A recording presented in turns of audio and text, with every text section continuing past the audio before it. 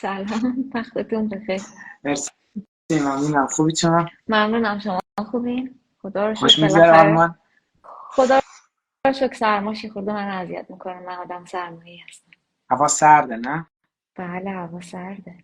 تو اجازه بدید من کامنت ها رو ببندم که خانم سناز عزیز تشکر. چطوری صحبتمون رو شروع بکنیم؟ میخواید خودتون تجربهاتون رو بگید من گوش کنم فقط؟ میخواین شما بپرسین که من چیزی رو جان اندازم؟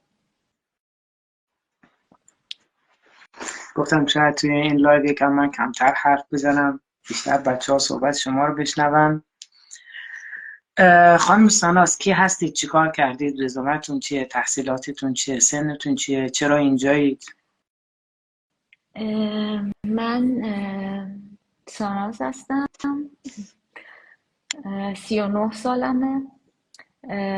من لیسانس کامپیوتر دارم. بله، اما با دیپلم کامپیوتر اقدام کردم و اینکه رشته نجات کاملا غیر مرتبطه. اما توی ایران از بچگی شنا رو کامل یاد گرفتم. کارورزی کردم. استخرهای مختلفی کار کردم. دوره‌های مختلفی گذروندم، مثل نجات غریق درجه 2، مربی درجه 3، درجه 2، داوری، آب درمانی و از اینجور چیزا. بعد دیگه همین. آب درمانی چیه خانم ساناز؟ آب درمانی میشه یه نوع ورزش در آب که اتفاقا توی آوسبیلدونگ نجات غریقم خیلی کارایی داره. اینجا بهش میگن آکوا فیتنس و یکی از موارد مهم امتحانیشون هستش. یعنی اوکی. کسایی که به عنوان منجی غریق اینجا کار میکنن، یکی از وظایفشون انجام آکوا فیتنس برای، تو ایران میگن مشتری، اینا میگن مهمان، برای مهمانایی که میان از استخر استفاده میکنن، که خیلی هم طرفدار داره. آره، یک بارم من رفتم توی این کلاساشون، رس آدم رو میکشن توی آب، به خدا واقعا سختم هست. اوکی، گفتید با دیپلم کامپیوتر اقدام کردید. بله. چرا با دیپلم؟ چرا لیسانستون رو توی رزومه ننوشتید؟ من یادم میاد موقعی که با شما آشنا شدم رزومتون رو قبلا نوشته بودید. علت این که تصمیم گرفتید لیسانستون رو حذف کنید چی بود؟ چون که من دوره مربوط به آوسبیلدونگم شروع شده بود و اینکه انرکنونگو اینا یعنی وقت نداشتم که این کار رو بخوام انجام بدم. برای همین دیگه به کارفرمام گفتم که من نمیتونم این کار رو انجام بدم و ایشون نامه عدم نیاز منگو به من دادن. و در واقع فکر میکنم که شما هیچ وقت نمیخواید از لیسانس کامپیوترتون در آلمان تا ابد استفاده بکنید. فکر کنم شما رشته‌تون ورزشیه و همیشه و تا آخر هم فکر کنم در این زمینه باقی میمونید و هیچ وقت بر نمیگردید سراغ کامپیوتر. درسته یا نه اشتباه میکنم؟ درسته، کاملا درسته. همینجوری که من اصلا ادامه ندادم توی ایران و همین رشته ورزشی، همین رشته های ورزشی که انجام دادم و ادامه دادم. آره، شما تجربه کاریتون کلا در زمینه شنا بوده و خب دیدید که هیچ وقت نمیاید سراغ کامپیوتر، کلا از رزومتون برداشتینش و اصلا ننوشتید که آره درسته؟ اصلا بله. ننوشتید کامپیوتر خوندید در نه، ایران. ننوشتم. چجوری با آوسبیلدونگ آشنا شدید؟ اصلا از کجا شروع شد آلمانی خوندنتون و آشنایی با آوسبیلدونگ؟ داستان اینو اگر میشه بگید. ما یه فامیلی داشتیم، فامیل نزدیک توی آلمان، که هر بار که صحبت میکردیم میگفتش که بیاین ما منتظریم، بیاین و از اینجور حرفا. من تصمیم گرفتم زبان بخونم. حدوداً از 2 سال و نیم پیش من شروع کردم زبان خوندن و اینکه گفتم حالا یا کارم جور میشه میرم به خاطر سنم، یا اینکه خب ادامه میدم مثل استادای گوته، حالا اینم یه شغل کنار اون شغلی که علاقه دارم و اینا ادامه میدم، یا میشه یا نمیشه که خب حالا شد. مثل معلمای گوته؟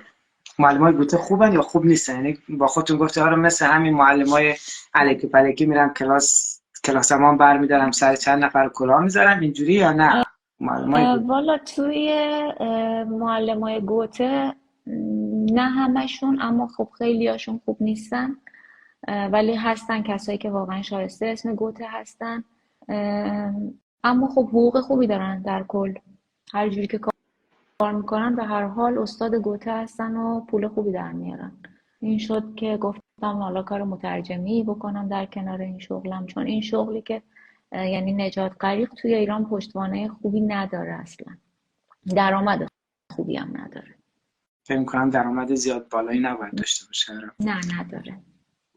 اوکی، پس شما اینجوری با آسپیلوم آشنا شدید و که اومدید توی گروه ما اون وقت و چقدر از کاراتون رو انجام دادید؟ چه پروسه آسپیلوم به چه صورتی بود؟ چقدر درخواست فرستادید و مصاحبه با کارفرما چجوری بود؟ چه سوالایی پرسید اگر مصاحبه داشتید؟ من به دو سه رو داشتم تموم میکردم که با گروه شما آشنا شدم توسط یکی از یکی از دوستای یعنی همکلاسی های گوتم. بعد دیگه شروع کردم مطالب و همه رو خوندن. شبانه روزی مطالب گروه رو میخوندم تا اینکه دستم اومد پروسه به چه صورته و چی کار باید بکنم، چه راهکارهایی هست و چه چیزایی لازم دارم و اینجور حرفا. من من خواهش میکنم. من حدودا فکر میکنم 50 تا اینا درخواست فرستادم. 3 تا مصاحبه گرفتم. یکیش همین جایی که کار میکنم. دومین مصاحبم بود. اولین مصاحبم مربوط میشد به یه مجموعه ورزشی خیلی شیک توی فرانکفورت. اونم کارفرما 2 تا خانوم بودن، باشون مصاحبه کردم. مصاحبه اونا رو هم گرفتم، یعنی به من اوکی رو دادن. دیگه به مصاحبه سوم نرسیدم. کارفرمایی که دومین مصاحبه رو باهاش داشتم برای من قرارداد کاری رو زودتر فرستاد و من قبول کردم. پس شما با چند تا کارفرما قرارداد نبستید؟ فقط یک کارفرما؟ نه، فقط یک کارفرما، چون معلوم بود که نیروی کار حالا یا لازم داره یا خیلی آدم با مسئولیتیه. مصاحبه‌م هم حدوداً یه 50 دقیقه طول کشید. چی پرسیدن؟ اولین چیزی که هر 3 نفر میشه پرسیدن تو مصاحبه از من این که چطوری میتونی ویزا بگیری، برای گرفتن ویزا چه چیزایی لازم داری. بعد دیگه سطح زبان رو پرسیدن. کار رو بیشتر توضیح دادن که اینطوریه اونطوریه و از اینجور حرفا و چقدر کار کردی، کجاها کار کردی، چه دوره‌هایی گذروندی و از اینجور چیزا. توی مدتی که آلمان هستی سر کار رفتید؟ نمیدونم از که آلمانی اصلا سوال نپرسیدم. من هفته بعدی میشه 3 ماه که آلمانم. زود گذشت. زود گذشت. من فکر کردم 1 ماه پیش انگیزنامه‌تون بده. اوکی، توی پروسه آسپیلوم من یادم میاد که یکی از سوالاتتون لگال بود. لگال کردن مدارک تحصیلی شما، داستانش رو اگر خواستید برای بچه‌ها تعریف کنید. بله، اتفاقا خیلی جالبم هستش داستانش. اینکه من توی گروه ها خونده بودم که لگال باید انجام بشه، مخصوصا برای کسایی که حالا یا متأهل هستن یا تغییرات توی شناسنامه دارن و از اینجور حرفا، و مدارک تحصیلی و مدارک کاری اینا باید لگال بشه. من تصمیم گرفتم که حضوری برم ویزامتریک. راه نمیدادن، کلک زدم رفتم تو.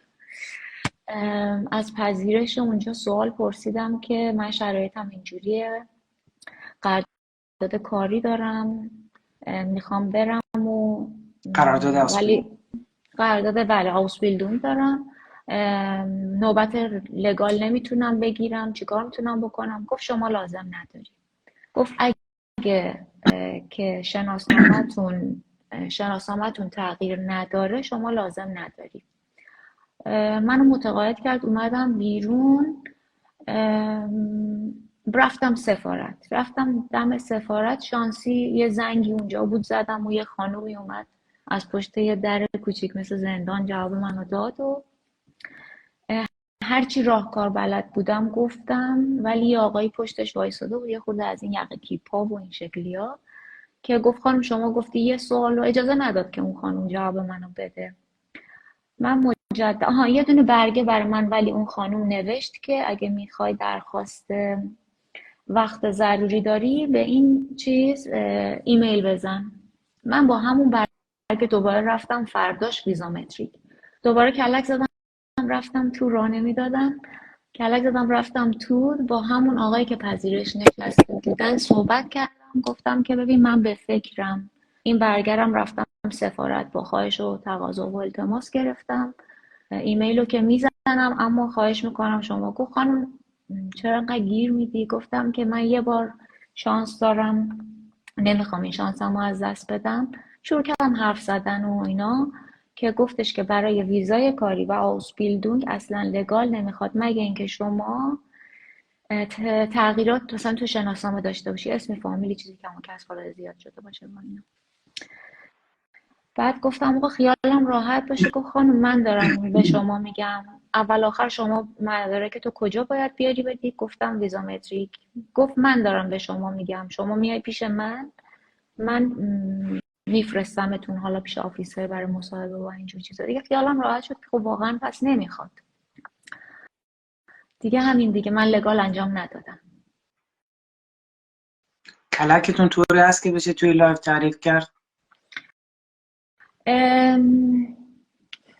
آره خب میگم، بگید که کارم خیلی گیره. البته الان دیگه برای لگال وقت میدن، اون موقع اینجوری نبود. اونجوری نبود. من گفتم خیلی کارم گیره، یه بار گفتم پیش تاییدیه دارم، که حتی گفتن ببینم، من یه کاغذ نشون دادم سریع. اونجا خیلی همیشه شلوغ بود، الان نمیدونم، آدم وای میساد صف میکشیدن، یه وقتایی هم صف تو هم مثل همه صفای توی ایران فشرده میشد بدون که چک کنن. مثلا تونستم برم تو از اینجور حرفا. این کلکه بود. ولی پیش تاییدیه داشتید برای پروسه آوسبیلدونگتون دیگه، نگید که اینم نداشتید. چرا اونو داشتم، بدون اون اصلا چیز نمیکنن، چون وقتی میگی میخوای نوبت بگیری برای مصاحبه اونو حتما ازت میگیرن و نگاه میکنن. آره درسته. خیلی خب، پس شما پروسه‌تون اینجوری شد که معادل سازی نمیخواستید، معادل سازی مدارک تحصیلی لازم نبود، خب پس مسلما لگال هم لازم نیست، از اون طرف کپی برابر با اصل هم لازم نیست مدارکتون رو آلمان بفرستید، معادل سازی بکنید، انکنون بکنید. ویزامتریک هم که بهتون اوکی داده، سفارت هم که رفتید یه بار سوال کردید، سفارت اونجا رفتید از پشت درچه باهاتون صحبت کردن، آلمانی بودن یا فارسی بودن؟ نه فارسی بودن. هر دو نفر. اون آقا که یقش کیپ بود که به شدت فارسی بود، اون خانم هم نه نرمال بودن. به شدت فارسی بود. بله. اون خانم هم نه، خانم نرمالی بودن که میخواستن کمک کنن، اما خب یه زوری از پشت نمیذاشت که خیلی همکاری کنن با من. اوکی. داستان درخواست ویزا و سوالاتی که توی ویزامتریک موقع درخواست ویزا ازتون پرسیده شده بود اگر یادتون هست؟ بله یادمه. خیلی هم از من مصاحبه سختی رو اتفاقا داشتم. من وقت VIP گرفتم، فرقش هم این بود که بهشون گفتم که چه فرق میکنه. حالا یه خانومی نشسته بود گفت بشین صدات میکنم. بعد که صدا کرد گفتش که VIP میخوای یا معمولی؟ گفتم فرقش چیه؟ همون حالتی که حالا برو صدات میکنم بود. گفتم فرقش چیه؟ گفت با حوصله مدارکتون رو چک میکنن، کمی کسری چیزی داشته باشین تو VIP میگیرن و پذیرایی میشین و از اینجور حرفا، وقت بیشتری دارین. گفتم که خب استرس داشتم خیلی خودم. گفتم خب باشه من VIP وقت میخوام. بعد پوزیشن اون خانم عوض شد، باشه عزیزم بشین الان صدات میکنم و از اینجور حرفا. آها، تا گفتید VIP کلن. آره متاسفانه کلن عوض شد و بشین عزیزم صداتون میکنم و از اینجور حرفا شد و خیلی هم شلوغ بود اون روز. اما من 4-5 دقیقه نشستم دیگه، وقت مصاحبه‌ام شد. 2 تا خانوم بودن، از لحاظ ظاهری خیلی امروزی بودن، خیلی نرمال بودن و اینکه خیلی هم خوش برخورد و با حوصله بودن.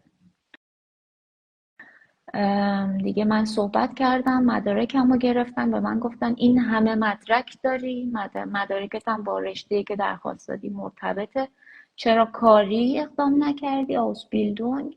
گفتم که خب من اینجوری قرارداد گرفتم. یک، دوم این که میدونم کسایی که میرن آلمان برای اینکه خب بتونن گسترش بدن، اون رتبهشون بره بالاتر، این دوره ها رو میگذرونن. خب من چه الان این کار رو بکنم که بیشتر حمایت میشم، چه این که بخوام جاب آفر برم و حالا بعدش بخوام تو این مسیر بیفتم و اینا. ترجیح میدم که حالا آوسبیلدونگ رو بردارم دیگه. مدارکم رو دید و یک کمی به چیدمانم گیر داد، اما گیر محترمانه، که من حالا اینکه جاش اینجا نیست من اینو برات درست کنم، به خاطر وی آی پی بودنش بوده احتمال زیاد. و بالاخره باید اینکه حلال بشه دیگه، باید بگن ما هم یه کاری انجام دادیم دیگه. نمیشه که مثلا مدارک بگن همه چی خوبه و بفرمایید برید. درسته مثلا اینجا معطل بشید، مدارک رو بالا پایین ببرن و بگن که خب ما برای شما این کار رو انجام دادیم در ازای هزینه‌ای که دادید دیگه. شیرینی و میوه هم بود البته، یه باکس آب و آب میوه و اینجور چیزا هم گذاشته بودن. ولی خب یه چیز دیگه که من توی کانال شما میخوندم، توی گروه میخوندم، این که گفته بودن که کپیا رو اصلا با این منگنه، نه با این گیره ها به هم وصل نکنید. ولی خب من مدارکم زیاد بود، هر کاری میکردم اینا گم میشد لای با هم گیره به هم دیگه. وصل بکنید. با گیره به هم وصل میگفتن که بخواد اونا رو باز کنه مثلا حوصله‌اش سر میره، طول میکشه، وقتش گرفته میشه، آفیسر قاطی میکنه. از اینجور چیزا تو تجربیات خونده بودم توی تلگرام. به همین خاطر ولی خب نه، با حوصله اینا رو باز کرد و همه رو هم جمع کرد به هم داد. و یه چیزی که باید بگم، من امتحان زبان نداده بودم، مدرک زبان نداشتم، اما گوته خوندم تا B2 4، یعنی به اسوای تموم شده بود و من اینا رو پرینت لیزری گرفته بودم از پروفایلم همون توی سایت گوته. اینا رو ارائه دادم و نامه کارفرمامم بود، گواهی که کفایت زبان رو بر من توش نوشته بود. بعد این که من شروع دورم 1/8 بود، من 6/11 اومدم آلمان و اینکه بر من نوشتن که یه نامه دیگه هم دادن که مشکلی نداره که ایشون داره دیر تشریف میاره. بعد دیگه همین. پس به من طور اینا رو کلی وسط کلامتون مدرک زبان نداشتید، انکنون نداشتید، لگال نداشتید، به موقع هم که آلمان نیومدید. درسته. معنای خوششانس اینجا دوباره چی شد، ظاهر شد. بله، با 39 سال سن یه خوش شانس دیگه هم اضافه کنیم. اوکی، خیلی هم عالی. از فرهنگ آلمان، مردم آلمان و وظایفی که اونجا دارید بگید. آیا اون وظایفی که الان حین دوره آوسبیلدونگ دارید با اون چیزی که فکر میکردید مطابقت داره؟ کاری هست که اونجا انجام میدید ولی علاقه ندارید انجامش بدید، یا چیز خاصی هست در مورد وظایفتون که بخواید برای بچه‌هایی که میخوان این آوسبیلدونگ رو انتخاب کنن بگین؟ آره، یه سری فرق، یعنی یه سری فرقای زیادی داره با یعنی اون کاری که ما به عنوان منجی غریق سر آب میکردیم. این بود که حالا با توجه به اندازه استخر یه تعداد ناجی میچیدن دور آب و اینکه کار ما این بود که میشستیم سر آب و حواسمون به آب بود و ما در کل پیشگیری میکردیم. یعنی هر چیزی که باعث میشد یه نفر بخواد جونش به خطر بیفته رو تذکر میدادیم و جلوشو میگرفتیم همونجا. در ایران؟ در ایران. حالا اگه کسی شنا بلد نبود به سرش میزد که بره مثلا تو قسمت عمیق ببینه چه خبره، یا هم دیگر رو مثلا بغل میکردن یا چیزی تو دهنشون بود مثل آدامس، می اومدن توی آب با اینجور چیزا مثلا تو قسمت کم عمق بخوان بپرن، چون ما چیزی که تو ایران یاد گرفتیم میگیم اینا کار خطرناکه، ولی توی آلمان جایی که من دارم کار میکنم اصلا اینطوری نیست. ما سوت داشتیم، با سوت تذکر میدادیم، ولی اینجا اینطوری نیست. میگن اومدن دارن که خوش بگذرونن، آدم سهنش خودش میدونه، تو قسمت کم اون میپره از لب استخر، مشکلی پیش بیاد خودش میدونه دیگه. همدیگر رو میگیرن میکنن زیر آب، دارن خوش میگذرونن. تو قسمت عمیق مثلا میگی این خیلی اوکی نیست، این از نظر منی که مثلا کار کردم این خیلی چیز نیست، میگن خودش میدونه اگه اتفاقی براش بیفته. ولی چیزی که دیدم اینه که مثلا یه روز از روزایی که سر کار بودم، یه خانومی پاش خورده به پله استخر، اومده رفته و برای اون یه نامه نوشتن، گزارش نوشتن. یعنی این انقدرم که خودش میدونه نیست. از وظایف دیگه ناجیا بگم اینجا که قاینگون دارن، یعنی تمیزکاری. دور استخر هست. حالا یه وقتایی البته یه نیروهایی هستن که تو ایران بهشون میگن خدمه، اینجا نه، همون قاینگون بهشون میگن. اونا هستن که مثلا دستشویی اینا رو تمیز میکنن. اما از وظایف نجات غریق یکی از وظایفش همین تمیزکاریه استخره. حالا میتونه دوش باشه، میتونه دور استخر باشه، آب نه، میتونه رختکن باشه و از اینجور چیزا.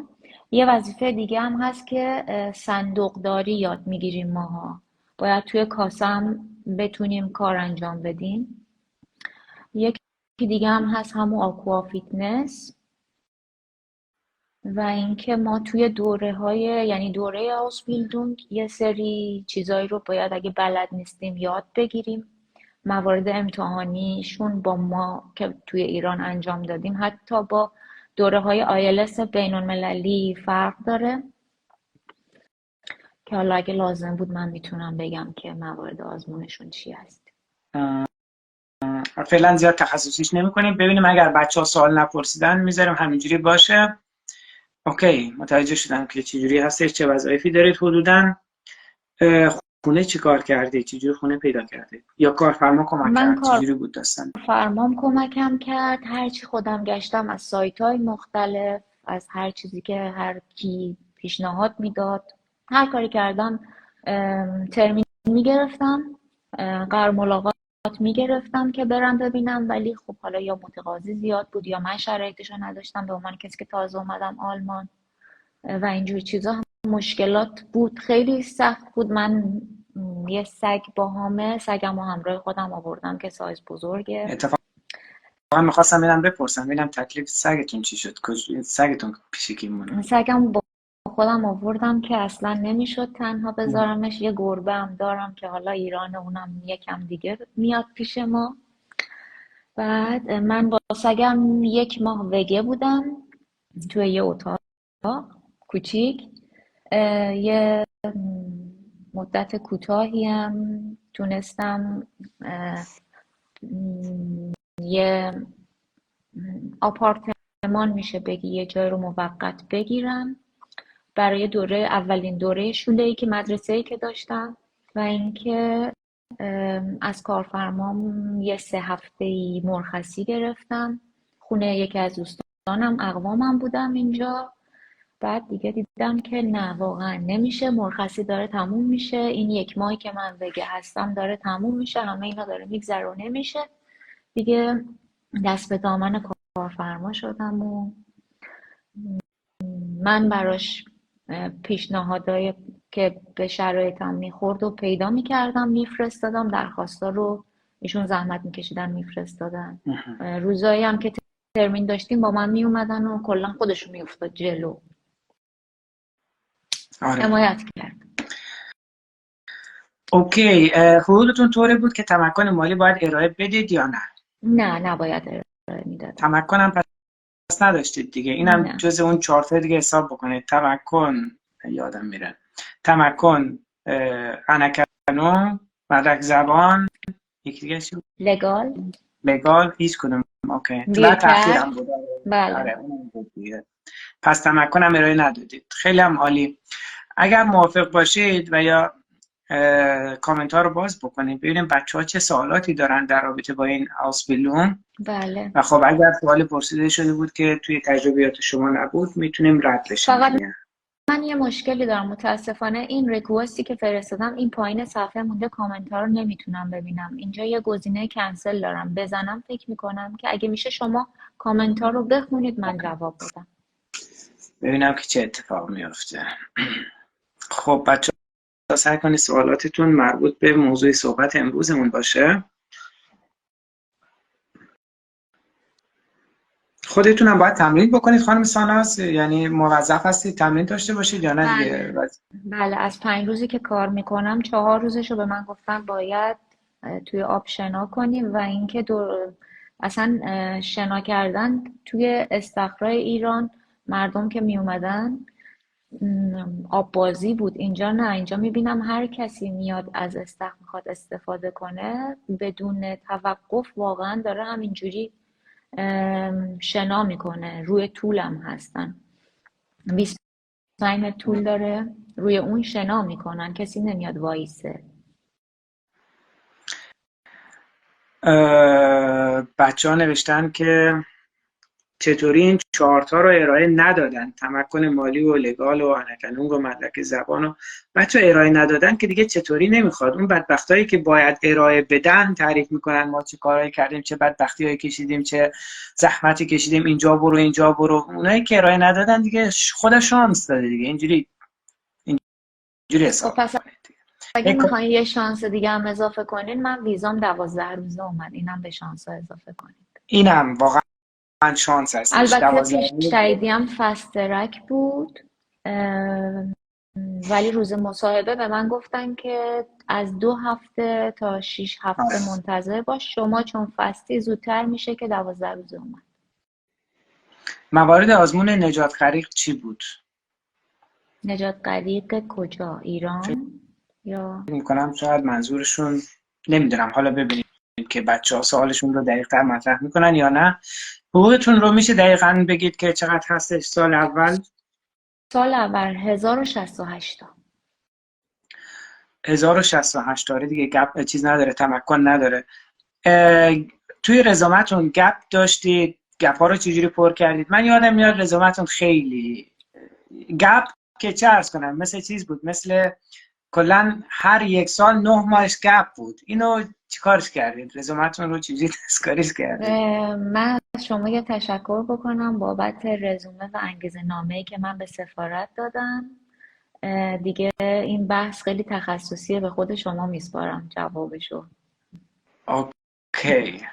بچه ها سعی کنید تو رزومتون اصلا گپ نداشته باشید. حالا اینکه گپ رو چجوری میشه پر کرد بستگی داره به اون آسپیلوم، به شرایط هر فرد. یعنی یک نسخه نیست که به همه بچه ها گفت و همه برن همون رو اجرا بکنن و همه موفق بشن. باید دید که چه امکانی برای هر شخص وجود داره و خب گپ ها رو میشه با توجه به همون پر کرد. نمیشه در واقع برای همه یک پیشنهاد رو داد. در مورد حقوق آسپیلوم که صحبت کردیم. بعد از دوره آسپیلوم وقتی که فارغ التحصیل میشید حقوقا حدوداً توی چه رنجی هستن؟ حالا هر ایالت با ایالت فرق میکنه، اما چیزی که من سرچ کردم فکر میکنم برای این رشته دیگه زیر 3000 تا نباشه. 3000 تا اوکی. 3800 تا هست. حین دوره آسپیلوم شما باید توی یک استخر دوره ببینید یا نه موظف هستید که استخرهای مختلفی کار بکنید یا دوره ببینید یا حضور داشته باشید کلا؟ فکر میکنم که فقط یه استخر باید باشه، جایی که محیط کار ما هستش، یعنی اون استخری که ازش قرارداد کاری گرفتیم. و اینکه برای مدرسه شوله‌ای هم که میریم، من خودم یه جلسه یعنی یه درسمونم شنا هستش، یعنی باید توی استخر اون مدرسه من شولم با جایی که شهری که کار میکنم فرق میکنه. یه جلسه هم در هفته اونجا تمرین داریم، ولی برای کار فقط یه استخر هستش که کار. الان اینجا باز دوباره سوء تفاهم ها پیش میاد، بچه ها دوست دارن چیزهایی رو بشنون که به نفعشون هست. سوال پرسیدن که پس انکنونگ دیپلم نیاز نداریم دیگه، در صورتی که قبل از 1 سال بریم سفارت واسه مصاحبه ویزا. اگه میتونین کارفرماتون رو مجاب کنین که نخواد ازتون و واقعا لازم نباشه. من دیپلمم خب غیر مرتبط بود و لازم نداشتمش برای این رشته. کارفرمام برگر رو داد و خب خیال منم راحت کرد. شاید میخواست، اما چون تاریخ شروع آسبیلدونگ من گذشته بود دیگه از من نخواست. با توجه به اینکه شاغل بودید، زبان چجوری یاد گرفتید؟ روش خاصی داشتید که تعریف بکنید؟ من اول دوره آیک 1 و آیک 2 رو یه آموزشگاه حضوری گذروندم. بعد متوجه این قضیه شدم که باید یه مؤسسه‌ای مثل گوته حالا یا چیزای دیگه من نهایتا امتحان بدم.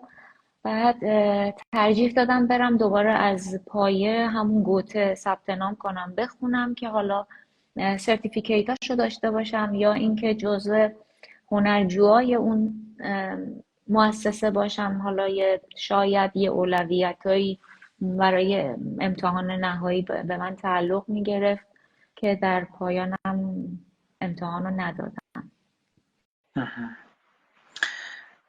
چطوری توی استخر توی آب وایستیم و نریم زیر آب؟ معلم بگیرید، یه مربی بگیرید بهتون یاد میده. خرج بکنید یکم. اینم آره.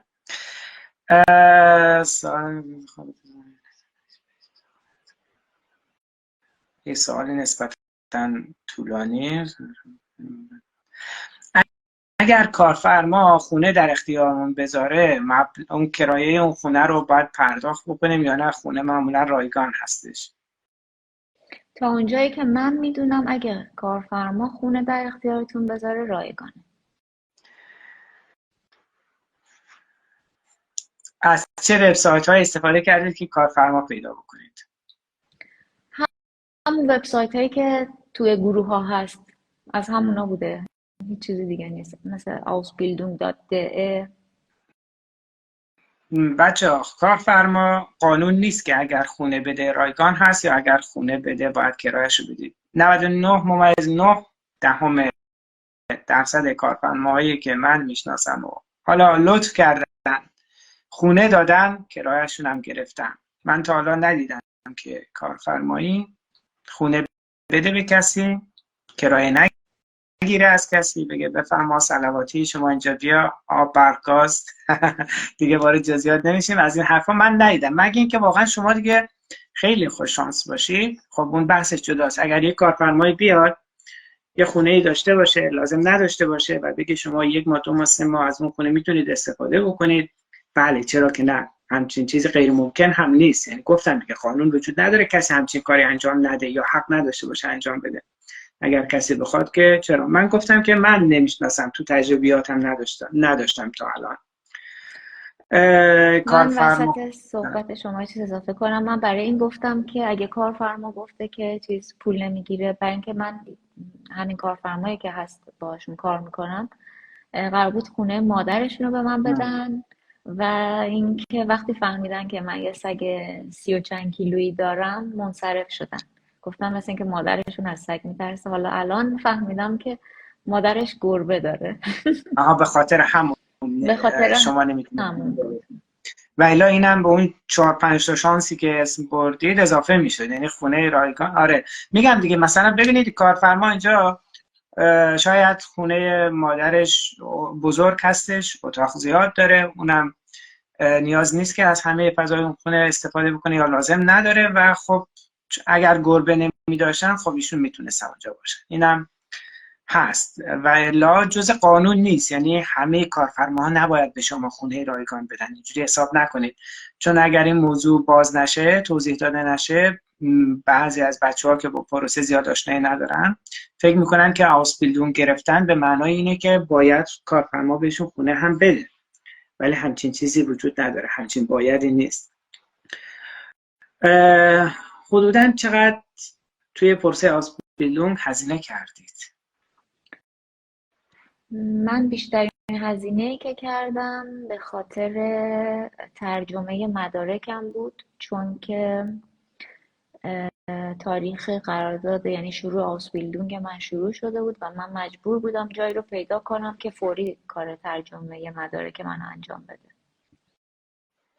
آره. حالا اگه باید باز بگم حدوداً چقدر شد، که باید بگم زیر 100 میلیون شد زیر به 100 وقت میلیون تومان به کل وقت پروسه 5-6 آسپیلونگ. ماه پیش. بله. البته اون موقع یورو هم شاید، دلار هم شاید پایین تر بوده دیگه. اوکی، ببینیم اینجا چه خبره. آها، به عنوان کسی که این آسپیلونگ رو پذیرش گرفتید و به عنوان کسی که سالهای سال تو این زمینه دارید کار میکنید، واسه پذیرش گرفتن برای آسپیلونگ نجات غریق یا غریق نجات چه رزومه‌ای رو پیشنهاد میکنید شما؟ من پیشنهادم اینه که باید یه آدمی باشه که ورزش کرده باشه، چون واقعا میگفتم شنایی که ما تو ایران میکردیم، حتی امتحانایی که میدادیم خیلی آسونتر از چیزاییه که اینجا میخوان از ما. من خودم هر بار که یعنی هر روز که میرم توی آب، یکی از مافوقا حالا این دوره رو گذرونده میاد بالای سرم به من تمرین میده، تایم با تایم کرونومتر داره، از شنای سرعتی قدرتی هر چیزی که فکر کنید حدوداً 1.5 ساعت پدر منو در میارن. و اینکه واقعا یه بدن ورزیده ورزشکاری میخواد. منم از بچگی شنا رو شروع کردم، اما در کنارش چندین شاخه مختلف ورزشی رو انجام دادم. برای همین آره، میتونم از عهده اینا بر بیام. الان یادم اومد شما هم کاراته رفته بودید، هم بوکس رفته بودید، هم کنفو رفته بودید. تکواندو، خیلی کیک بوکسینگ. یه چیزایی داشت. الان یادم اومد. اوکی.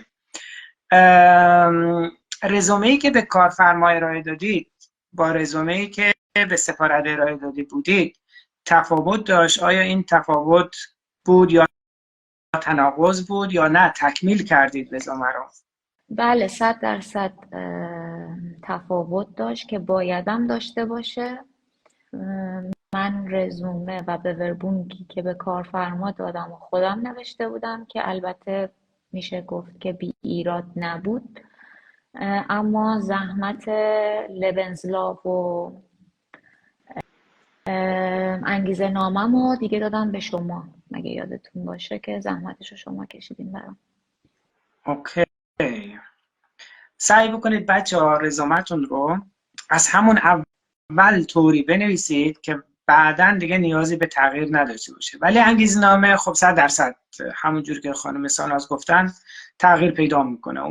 اون بحثش فرق میکنه. رزومتون رو اگه از اول طوری بنویسید گپ نداشته باشه، دوره هایی که کاملا غیر متفاوت و بی ربط هست به اون آسپیلون حذفش بکنید، الکی نیارید. چه میدونم مثلا چند روز پیش یه رزومه دیدم، یه آقایی میگفت که من 123 تا درخواست فرستادم، دقیقاً 123 تا یا 132 تا حضور ذهن ندارم و جواب مثبت نگرفتم. نگاه میکنی میبینی که آسپیلونگ مورد نظرش به عنوان مثال میگم، حالا زیاد جزئیاتش تو ذهنم، نگاه میکنی آسپیلونگ مورد نظرش مثلا پرستاریه. خب بعد تمام دوره‌های کاریش رو نگاه میکنه، آیتی منیجر، آیتی فاخمن، نمیدونم اینجا رفتم فلان وبسایت زدم، اونجا رفتم فلان دوره برنامه‌نویسی یاد گرفتم. خب حالا با این رزومه، چون شنیده همینجوری که آسپیلونگ پرستاری راحت پذیرش میدن، با این رزومه میخواد پرستاری پذیرش بگیره ولی نمیگیره. باید دوره‌های غیر مرتبطتون رو تا جایی که میتونید تعدیلش بکنید. حالا این به خاطر اینکه حالا برنامه‌های بلند مدت داشته، با همین رزومه می‌خواسته شانس خودش رو امتحان بکنه ولی نمیشه. سعی بکنید رزومتون رو از اول طوری بنویسید که پذیرش بگیرید، بعداً اگر خواستید حالا حرکتی بزنید اون بحثش فرق میکنه. به هر حال گپ هم که اصلا نباید داشته باشید. کنفرانس کلاس زبانتون طوری هست که توی کلاس و مدرسه و درس به مشکل بخورید؟ آیا پیشنهاد میکنید بچه ها با B2 برای ausbildung اقدام بکنن یا نه فکر میکنید B2 هم کمه و باید بیشتر زبان بخونن؟ حالا زبانشون انقدر سخته، زبان آلمانی، که هر چی یاد بگیرن هم وقتی وارد محیط میشن باز کمه. من خودم میگفتم من B2 دارم، B2 گوته خوندم، با B2 دارم میرم و فلان و اینجا. ولی اینجا میبینم که مخصوصا توی شوله گویشاشون فرق میکنه، تلفظاشون از کجای دهن، یه سری از توی حلق میگن، یه سری از این زیر، واقعا فرق میکنه، نمیشه فهمید. از روز اول خیلی بهترم، چون آدم وقتی میاد اینجا اصلا یه هیجان خاصی داره، یه استرسی داره، حالا انشالله امیدوارم که دوستان تجربه کنن. یه حالتی هست که خب اون محیط تاثیر میذاره، اینکه آدم یه جورایی هم نمیشنوه هم حرف نمیتونه بزنه، ولی به مرور زمان خوب میشه. اوکی. کار مینی جاب اجازه دارید داشته باشید؟ بله من اجازه دارم، ولی چون فاصله خونم تا محل کارم زیاده و 8 ساعت و نیم کارمه، البته نیم ساعتش پاوزه است، به همین خاطر حدوداً 1 ساعت و ربع رفت و 1 ساعت و ربع 1 ساعت و نیم بستگی به حرکت قطارها و اینجور مشکلات داره. من تو راه هم فعلا نمیتونم مینی جاب، دیگه جونی ندارم که بخوام انجام بدم. با این توصیف تکلیف سگتون چی میشه وقتی خونه تنها میمونه؟ من کارفرمام، اینم از اون شانس هاست، کارفرمام یه اتاق به من داده که سگمو، البته که بلده بمونه تنها توی خونه، توی ایران یاد گرفته ساعت ها میمونه تنها بدون سر صدا، اما دیگه این ساعت خیلی زیاده و اینکه با من صبح به صبح میاد سر کار و شبم برمیگرده. یه اتاق بهش دادم که میتونه اونجا بمونه.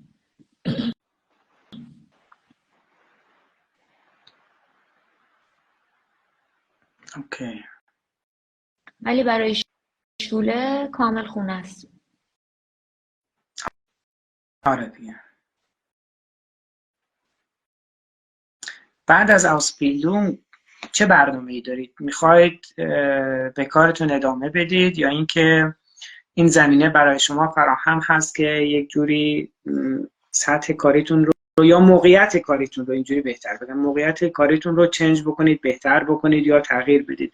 کلا بعد از ausbildung آیا این امکان برای بچهای نجات غریق وجود داره که مثلا weiterbildung بگذرونن یا ادامه تحصیل بدن؟ بله امکانش که هست، ولی من خودم روز مصاحبه یکی از سوالایی که از کارفرمام پرسیدم این بود که شما بعد از اتمام دوره آوسبیلدونگ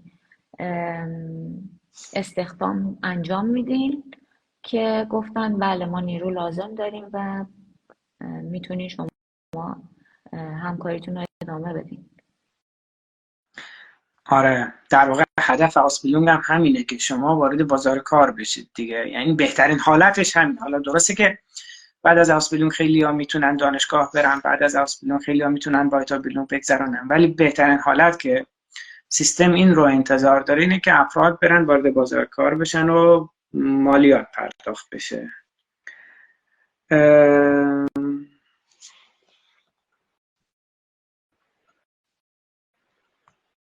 ببینم دیگه چه سوالاتی هست. چند ساعت در روز کار میکنید؟ اینو که فکر میکنم گفتید. 8 ساعت و نیم، نیم ساعتش وقت استراحت. کدوم دارالترجمه مدارکتون رو دادید ترجمه کنن؟ اگر راضی بودید میتونید بگید خانم ساناز.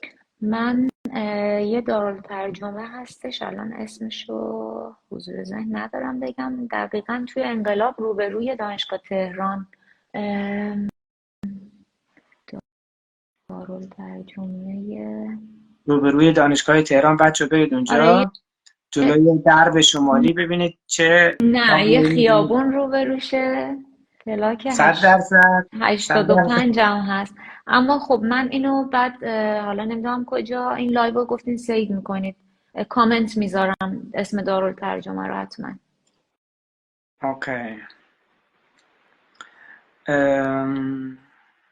فکر میکنم سوالات بچه ها دیگه داره غیر مرتبط میشه، میره بیشتر در زمینه پرستاری. دارم میبینم سوال میپرسن که اون رو فعلا نمیخونیم، میذاریم لایومون تا جایی که ممکنه یک دست بمونه. کارتون طوری هست که باید شیفت وایستید؟ نه اینطوری نیست که شیفت وایسیم. خیلی وقتا شده که توی آب مهمونا توی آب بودن، اینا میگن مهمونا توی آب بودن، حالا یا مثلا از طرف شوله بچه ها رو آوردن، سرپرست بالا سرشون بوده و اینا میگن که بریم مثلا یه پاوزه کوچیک انجام بدیم. این کار اینجوری. شیفت که خب شیفت 2 شیفت ما داریم، از 5:30 صبح شروع میشه تا 2. شیفت بعدی 2 شروع میشه تا 8 ساعت و نیم بعدش. اما من چون دارم دوره آسپیلدون میگذرونم، به من گفتن که باید یه شیفتی باشم که وقتی آکوا فیتنس انجام میدن من حضور داشته باشم توی استخر. بعد از دوره آسپیلدون حتما باید برای همون سازمان ارگان یا برای همون کارفرمایی که به شما آسپیلدون داده با همون کارفرما کار بکنیم، یا نه میتونیم تغییر بدیم با یک شرکت دیگه، با یک استخر دیگه قرارداد ببندیم؟ به چه صورتی هستش؟ نه هیچ حتمانی در کار نیست. من دیدم و شنیدم که خیلیا همین وسط پروسه آسپیلدونگ همکاریشون رو قطع کردن و رفتن با یه کارفرما حالا یا یه شرکت دیگه دوباره همکاری کردن. مثلا اگه 1 سال و نیم یه جا دوره رو گذروندن، اون 1 سال و نیم از بینم نرفته، ادامه 1 سال و نیم رو با حالا یه کارفرمای دیگه شروع کردن کار کردن. آره بچه ها، شما حتما بچه ها از موقع فکر میکنن که فقط توی اون دوره پروبت سایت حق دارن انصراف بدن، در صورتی که اینجوری نیست. شما حالا هر کسی به دلیلی، ولی خب شما هر زمانی که نیاز دیدید میتونید تغییر کارفرما بدید و یا تغییر مدرسه و یا تغییر ایالت. این امکان برای شما در سال اول و یا سال دوم و یا سال سوم امکان پذیر هستش قانونا. حالا اینکه چقدر برای شما که از ایران میاید راحت هست و چقدر واسهتون مشکل به وجود میاره، اون بحثش جدا هست، ولی قانونا امکان پذیر هست. فکر نکنید که نمیتونید. برای رزومه که باید به سفارت بدیم حتما بدید. برای رزومه‌ای که باید به سفارت ارائه بدیم حتما باید ابتدایی راهنمایی و دبیرستان و اینا رو یه دونه بدونه ذکر کنیم، یا نه نیازی نیست میتونیم خلاصه بزنیم؟ چجوری بود رزومه شما؟ یادم نمیاد. منم خلاصه بود. خلاصه بود، نیازی نیست واسه سفارت. اون رزومه جدولی بیشتر برای انکانون لازم هستش که ذکر بشه، خیلی خیلی بهتر هستش. مدرک زبان نداشته باشیم و از کارفرما نامه بگیریم ویزامتری گیر میده؟ خب مسلما نه دیگه. خانم ساناز گفتن انکنونگ هم نداشتن ولی نامش رو از کارفرما گرفته بودن. همچنین هزینه‌های زندگی در آلمان رو حدوداً میتونید بگید، مخصوصا ماه اول؟ خب اول از خونه ها بگم. اینجا خیلی از خونه ها حتی آشپزخونه و کابینت نداره.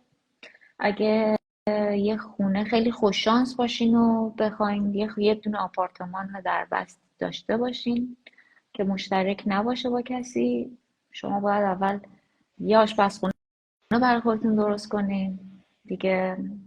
یه سر باید ایمن بشه برای زندگی کردن دیگه. حالا خرج خورد و خوراکش هم خودش هست دیگه. اینا همش کلی پول لازمه. اوکی.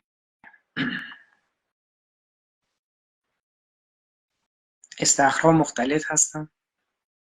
بله، اما یه شهرهایی مثل هامبورگ هست که استخر غیر مختلط هم داشته باشن. خب چه کاری، اما ایران خوبه که.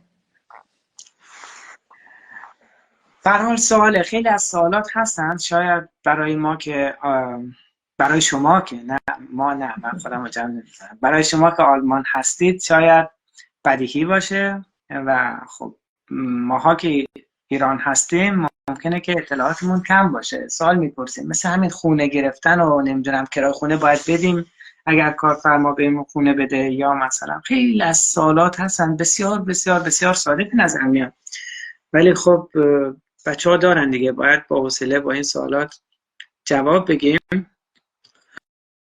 و خب تازه الان که سطح سوالات خیلی خوب شده، قبلا آسبیلدون چی هست و نمیدونم اینجوری بود و خب شما فکرشو بکنید دیگه، گروه از کجا به کجا رسیده، حالا اطلاعات بچه ها خیلی بالا رفته.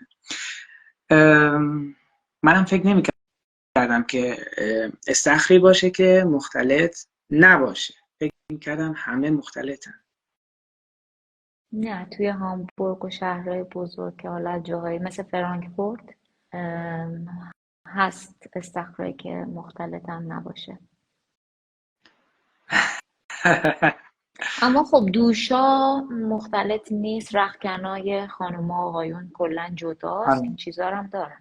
آره اون قسمتی که مربوط به نه رختکنا رختکناشون با همه، ولی خب با مثلا هم. کابین داره، هر کسی میره توی یه کابین. اما قسمت بعد دوشا فرق میکنه. دوشا جدا هستش، همه استخرها اونجوریه که دوشا جدا هست. دوش و دستشویی.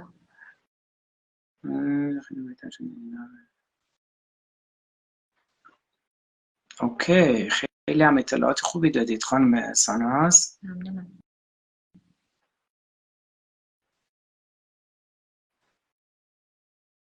مواردی که مربوط به چی؟ آیلز بود نگفتید؟ بله، نجات غریق بین المللی. داستانش چیه؟ یکی از دوره هایی هستش که تو ایران برگزار میشه و برای اینکه بتونیم توی دوره های نجات غریق بین المللی شرکت کنیم باید حداقل نجات غریق درجه 2 رو گرفته باشیم، یعنی موارد اون درجه 2 رو گذرونده باشیم، امتحان قبولیش هم داده باشیم و مدرکش رو گرفته باشیم. مثل تقریبا درجه 1 میمونه، اما یک کمی حالا یه چیزایش فرق میکنه. همون 400 متر کرال سینه رو داره ولی با استیل، یعنی باید درست شنا درست انجام بدین، نه اینکه فقط سرعتی هر جوری بود. فقط این 400 متر برای بانوان 8 و 30 دقیقه است، برای آقایون 8 دقیقه است. 100 قورباغه داره، اونم با تکنیک صحیح که 2 دقیقه برای خانوماست. 50 متر کرال سربالا داره، اونم با استیل درست، 1 دقیقه و 10 ثانیه است. 3 دقیقه پای دوچرخه داره که 2 دقیقهش دست و پای، 1 دقیقهش باید بدون دست باشه و جوری که شونه از آب بیاد بالا. 50 متر شنای پهلو داره، یعنی 25 متر سمت راست، 25 متر سمت چپ. 50 متر شنای پشت مقدماتی داره، 25 مترش کامله، 25 مترش فقط بدون دسته، فقط با پا باید برین. دیگه به شما بگم که 20 متر قورباغه سربالا داره که باید قوس بزنیم، یه وزنه 10 کیلویی برداریم تو عمق 3 متر. بعد این وزنه رو 3 متر، بعد این وزنه رو باید ببریم بزنیم لب دیوار استخر رو. همین. عمق استخرتون چقدره؟ اینجا 2 تا استخر داریم ما، یکیش برای شیرجه هستش که عمقش 6 متره، یکی هم هست که حدوداً 2 خورده ای متره. البته کم عمق هم داره. آره اون که آره. اوکی. یه چیز جالبی که اینجا من دیدم اینه که استخری که برای شیرجه هستش خب عمقش خیلی زیاده، اما یه چیزی درست کردن که این کف استخر کامل میاد بالا و عمق آب خیلی کم میشه، یعنی یه صفحه ای از کف استخر میاد بالا، عمق آبو میکنه مثلا نیم متر. ما همچین چیزی من تو ایران ندیدم. آره، کف استخر متحرک هستش و عمق رو میتونن تنظیم بکنن.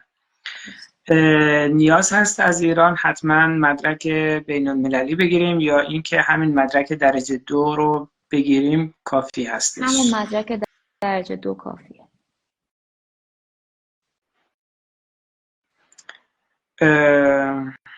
خیلی خوب، فکر میکنم دیگه میتونیم کامنت ها رو ببندیم. خانم ساناز ممنونم، یک بار دیگه تشکر به خاطر وقتتون، تبریک به خاطر موفقیتی که داشتید، ویزایی که گرفتید، خوششانسی هایی که آوردید. حرفی، نصیحتی، پندی، اندرزی، وصیتی، چیزی به عنوان آخرین صحبتتون توی لایو امروز اگر دارید، چون دیگه فکر می‌کنم دیگه شما رو نمی‌بینیم، شما رفتید دیگه تا سال‌های بعد، معلوم نیست. من اول از شما تشکر کنم، یه عذرخواهی هم بکنم بابت اینکه من توی ایران قرار بود که لایو بذارم، اما خب مشکلاتی که همیشه بوده و همچنان هم هست، فیلترینگ شدید نتونستم. توی لایو بودم، کامنت ها رو میدیدم، لایو رو میدیدم، اما نمیتونستم، ریکوستم میفرستادم، نمیتونستم بیام بالا. از شما بابت رزومه و انگیزه‌نامه‌ای که بر من نوشتین ممنونم، خیلی وقت گذاشتین براش. مرسی. من اگه یادتون باشه نصف مدارکمو میفرستادم، البته خیلی تقصیر نداشتم، یه مسافرت ناخواسته رفتم، یادم نیست. وقتی برگشتم مدارکمو باقیشو براتون فرستادم. و اینکه